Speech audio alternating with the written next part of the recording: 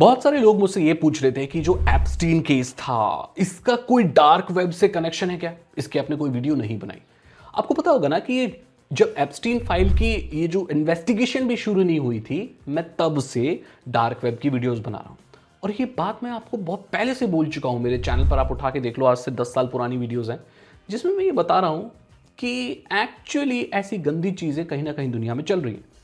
बच्चों को लेकर, इंसानों को लेकर, उनके शरीर, जो भी चीज़ें भाई चल रही हैं, लोग इस पर विश्वास नहीं करते थे। बोलते थे यार ये तो कॉन्स्पिरेसी थ्योरीज हैं, इसका कोई रियलिटी से मतलब नहीं है। अमेरिका जैसे देश में ऐसी चीज़ें कैसे हो सकती हैं भाई, ये सब बनावटी बातें हैं। लेकिन जब एप्स्टीन फाइल्स आई तो आपको ये पता चला कि इस दुनिया में इतने घिनौने काम हो रहे हैं और अमेरिका में हो रहे हैं दोस्तों। सो जब अमेरिका में इतने घिनौने काम हो रहे हैं तो आप अंदाज़ा नहीं लगा सकते कि ऐसे देशों में क्या क्या हो रहा होगा जहां पर कानून इतना स्ट्रिक्ट नहीं है। एंड इंटरनेट का एक्सेस तो वहां भी है, डार्क वेब का एक्सेस तो वहां भी है।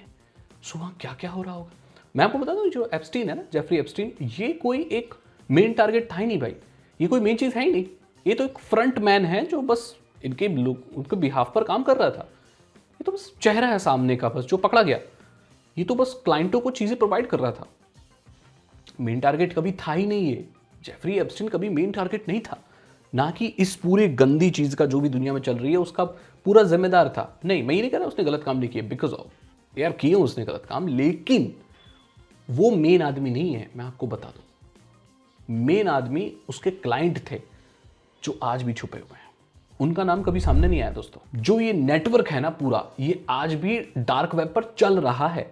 और जेफरी एप्स्टीन जैसे लोगों को, बुरे लोगों को, इलीट्स को सर्व करते हैं ये सारी चीजें। डार्क वेब ना इन चीजों से भरा हुआ है। ये भी जो चीजें जो चल रही थी एप्स्टीन फाइल्स में जो सामने आई हैं, इनके जो कंटेंट है, इनका जो डेटा है, वो सब डार्क वेब पर है। तो आपको पता होगा कि जेफरी एप्स्टीन के जो आइलैंड में एयर गैप्ड सर्वेलेंस सिस्टम्स पाए गए। एयर गैप्ड सर्वेलेंस सिस्टम क्या होता है? ऐसे सीसीटीवी कैमरास जो किसी नेटवर्क से या किसी इंटरनेट से कनेक्टेड नहीं होते, ये लोकली होते हैं। मतलब यहां पर जो भी चीजें रिकॉर्ड की जाती हैं वो सब लोकली स्टोर की जाती हैं हार्ड डिस्क में या जगह जगह। वो नेट से कनेक्टेड नहीं होती ताकि कोई ना देख पाए, कोई सिक्योरिटी ब्रीच ना हो जाए तो किसी के पास ना जाए। कोई भी इंसान ऐसा क्यों करेगा? क्योंकि भाई क्लाउड तो एक कन्वीनियंस है ना। और लेकिन ये कन्वीनियंस और ज़्यादा खतरनाक चीज़ हो जाती है जब आप कुछ ऐसी चीज़ें रिकॉर्ड कर रहे हैं जो पब्लिक में नहीं आनी चाहिए, राइट? आपको पता है ये इलीट लोगों को अपने आइलैंड पे बुलाता था, उनको रिकॉर्ड करता था और उसका डेटा बनाता था, एंड ये डार्क वेब पर सर्कुलेट होता था।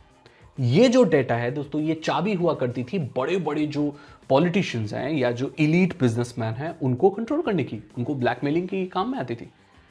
तो वो इनकी कमजोरी थी। आपको क्या लगता है जेफरी एप्स्टीन इतना अमीर कैसे हुआ? उसकी कोई बहुत बड़ी कंपनी से टाइप नहीं है, फाइनेंशियल एडवाइजर था वो यार। उससे भी बेटर फाइनेंशियल एडवाइजर है जिसकी जो फाइनेंशियल कंडीशन है वो इतनी अच्छी नहीं थी जितनी आप जेफरी एप्स्टीन की थी। इस बंदे ने पूरा का पूरा आइलैंड खरीद रखा था। तो कैसे हो रहा था ये सब ब्लैकमेल करके पैसा। और इसके जो करेक्शन है वो मोसाद से थे, बहुत सारी इंटेलिजेंस एजेंसीज से थे। इस बात की कोई गारंटी नहीं है कि भाई ये और भी बहुत सारे ये जो गंदी चीज़ों के वीडियोस हैं, इसके अलावा भी ये बहुत सारी जो सीक्रेट्स है गवर्नमेंट की, वो भी शायद चल कर रहा हो। बड़े बड़े ब्यूरोक्रेट्स और बड़े बड़े बिजनेसमैन इसके क्लाइंट रहे हों, ये हो सकता है। और इसीलिए इसके हाथ में इतनी पावर और इतना पैसा आया। हमारे जितने भी बड़े बड़े पॉलिटिशियन है ना, या जितने भी बड़े बड़े बिजनेसमैन हैं, वो सब कंट्रोल किए जाते थे इस डेटा से। ये इन लोगों का एक गिरोह था जो इन बड़े बड़े लोगों को, पूरी की पूरी कंट्रीज को कंट्रोल करते थे इस डेटा के बेसिस पर। एक इंटरेस्टिंग बात बताऊं मैं आपको, जेफरी एप्स्टीन की बहुत सारी फाइल सामने आई जिसमें से बहुत सारी हटा दी गई हैं, रिडैक्ट कर दी गई हैं, काली कर दी गई हैं। जो मेन चीज जो कभी सामने नहीं आई, जो मिसिंग है, वो है क्लाइंट की लिस्ट। सिंपली ये बताओ, ठीक है कॉन्वर्सेशन वगैरह लीक हुई है, लेकिन जेफरी एप्स्टीन के कौन थे क्लाइंट? वो लोग कौन थे जो जेफरी एप्स्टीन से ऐसी सर्विस लिया करते थे? उनके नाम कहां है? कहीं पर नहीं है उनके नाम। कुछ इलीट लोगों की कॉन्वर्सेशन सामने आई है, बट डायरेक्ट लिस्ट कभी सामने आई ही नहीं। क्योंकि मैंने बोला ना, जेफरी एप्स्टीन मेन टारगेट कभी था ही नहीं। मेन टारगेट वो लोग हैं जिनको ये सर्व कर रहा था, लेकिन उन लोगों का नाम सामने ना आ पाए, इसलिए जेफरी एप्स्टीन को मरवा दिया गया। जेफरी एप्स्टीन कभी भी सुसाइड करने वाला आदमी था ही नहीं।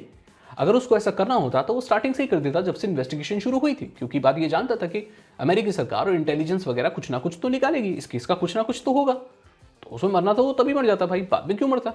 तो ये एक बहुत ही इंटरेस्टिंग चीज है कि भाई लिस्ट क्यों सामने नहीं आई? कहाँ हैं वो लोग जो उससे वो सर्विस ले रहे थे, जो उसके आइलैंड में जाते थे? उनकी बहुत सारी चीजें मिसिंग है। बहुत सारे लोग बोलते हैं कि भाई ये जेफरी एप्स्टीन की चीज को आप डार्क वेब से कैसे जोड़ सकते हो, डार्क वेब तो डेड है। आप रेडिट के फॉरम उठा के देख लो, या डिस्कशन और बहुत सारे फॉरम, सोशल मीडिया, यूट्यूब के कमेंट सेक्शन, इवन यूट्यूब की वीडियोस उठा के देख लो, वो लोग ये बोलते हैं सिंपली कि भाई डार्क वेब कुछ नहीं है, डार्क वेब पर जाओगे तो डेड वेबसाइट्स हैं, लोग फालतू चीजें बेचने की कोशिश कर रहे हैं, लोगों को स्कैम करने की कोशिश कर रहे हैं, आधे से ज्यादा वेब पेजेस खुलती भी नहीं है उस पर। मेरे दोस्त, आपको जितनी चीजें यहां पर इजी लगती है ना, जो सामने वो है नहीं, मैं आपको बता रहा हूं। पहली बात तो डार्क वेब का कॉन्सेप्ट ये कहता है कि आप अगर किसी सर्च इंजन से वहां पहुंच पा रहे हो, फर्स्ट ऑफ ऑल वो डार्क वेब का हिस्सा नहीं है। मैं आपको बता दूं, डार्क वेब का कॉन्सेप्ट ही यही है कि आप इनवाइट बेसिस पर जा सकते हो। ऐसे इनफैक्ट वो डीप वेब का हिस्सा भी नहीं है दोस्तों। डीप वेब का कॉन्सेप्ट ये कहता है कि कोई भी वेबसाइट और नेटवर्क जो किसी भी सर्च इंजन पर इंडेक्स्ड ना हो, वो डीप वेब के क्राइटेरिया को फुलफिल करता है। जिस किसी भी पब्लिक सर्च, अब लोग यार वो जो वो पब्लिक विकी लिंक्स और वो टॉप लिस्ट पर जाके वहां से घुस के बोलते हैं हम डार्क वेब पर पहुंच गए, डीप वेब पर पहुंच गए। सच में इतना आसान है? मतलब कोई भी 12 साल का बच्चा, कोई भी 18 साल का आदमी अपना वेब पेज खोलेगा, टॉर खोलेगा, एंड उसको एक लिस्ट मिलेगी कि ये डार्क वेब की वेबसाइट है, उन पे क्लिक करेगा और वो पहुंच गया, हम डार्क वेब पर पहुंच गए। सच में? सीरियसली? भाई डार्क वेब का कॉन्सेप्ट, सिंपली कॉन्सेप्ट पढ़ो आप यार, वो इंडेक्स्ड नहीं होना चाहिए। अगर कोई भी चीज इंडेक्स्ड है, वो डीप या डार्क वेब का हिस्सा नहीं है। Simple as that. सो यहां पर जो बहुत सारी जो इलीगल वेबसाइट्स वगैरह दिखती हैं, उससे ज्यादा खतरनाक चीज सरफेस वेब पर है मेरे दोस्त। आपने कभी फॉरम्स नहीं देखे, लगता है डीप अंदर अंदर जाके, अभी आप सरफेस पे ही तैर रहे हो और आपको वेब की जानकारी नहीं है। मैं आपको बता दूं, तो जो डार्क वेब आप समझ रहे हो, उससे खतरनाक चीज अब तो सरफेस वेब पर चल रही है, टेलीग्राम पर चल रही है। यहां पर क्या है, मैं आपको बताता हूं सबसे बड़ा कैच, कि ये जो डेड वेबसाइट्स है ना जो आप देख रहे हो, ये 90s का डार्क वेब है जो अभी आप देख रहे हो। 90s कितना वक्त हो गया भाई? 90 से 2010 साल, 2020 साल, 30 साल पुरानी चीजें हैं ये जो आप अभी देख रहे हो। और अभी जो चल रही है ना, वो शायद 40 साल बाद आपको नजर आएंगी, जब वो ऑपरेशनल भी नहीं होंगी। आधे से ज्यादा जो वेबसाइट आप डार्क वेब देखकर समझते हो, वो अभी ऑपरेशनल नहीं है। उनमें से ज्यादातर हनी बॉट्स हैं। हनी बॉट्स क्या होता है?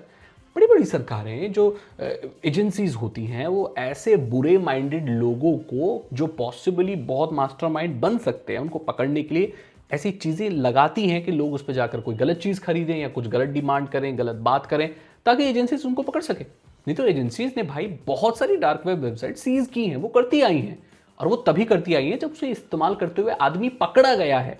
अगर वो वहां से गायब हो गया, वो इस्तेमाल नहीं कर रहा, तो वो एजेंसीज भी नहीं पकड़ सकती दोस्तों। इसका नेचर ही ऐसा है। सो जो ओपनली वेबसाइट आपको दिख रही हैं, जिसमें गलत गलत चीजें ऑफर हो रही हैं, वो इंटेंशनली छोड़ी गई हैं। और ज्यादातर पेज 90s के हैं। जो रियल डार्क वेब है, वो अभी भी हजारों जेफरी एप्स्टीन लिए हुए हैं अपने अंदर। और जब अमेरिका में ऐसी चीज हो सकती है, तो नाइजीरिया में क्या क्या हो सकता है आप सोच नहीं सकते।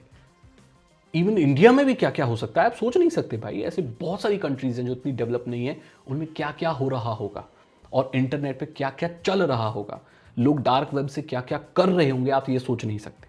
लेकिन अभी जो इंटरनेट का ट्रेंड है, ये जो यूट्यूब है और ये सब है, इसमें वो चीज़ दिख नहीं रही है। बट आप अगर इसकी हिस्ट्री को देखें एंड ट्रेंड को देखें, तो जो चीज़ अभी दिख रही है वो नहीं है, बहुत अलग है दोस्तों। यही बात मैं बोलना चाहता हूँ। अभी भी एक्टिव है डार्क वेब, और जेफरी एप्स्टीन जैसे बहुत सारे लोग हैं, लेकिन जिन लोगों को ये लोग सर्व कर रहे हैं, जेफरी एप्स्टीन जैसे लोग, वो कभी सामने नहीं आएंगे दोस्तों। यही रियलिटी है।